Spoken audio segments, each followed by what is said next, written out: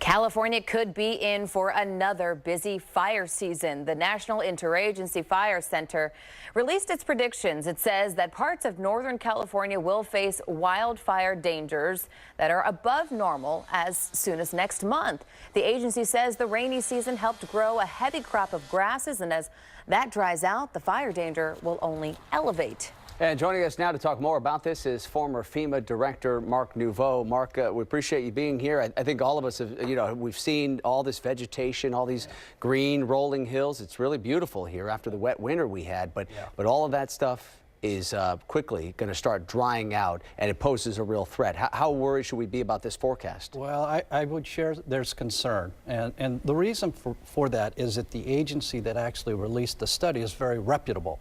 The National Interagency Fire Center out of Boise, they're charged with moving fire engines and firefighters all over the nation when it's very, very critical and very busy. So what they've come across in their study is that they've got 5 contiguous areas in the entire United States that are considered red zones, meaning they're most likely to actually have severe wildfires.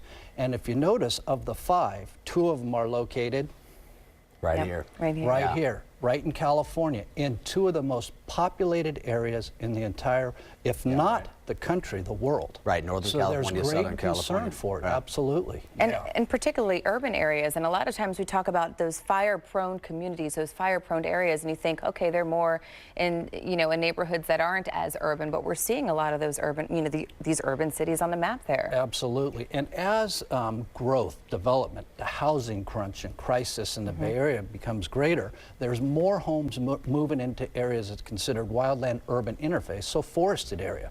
So it's not decreasing, it's actually increasing. Then you have the severity. Add to that 140 million dead trees in the forest. So you've got, a combination to be very catastrophic. What's interesting is we're trying to predict the future. Really all we have to do is take a look at history. I mean, we look last year, we saw the most deadliest wildfire in our country's history, Camp Fire. We saw the largest in terms of acreage burn. So there's some dire predictions here.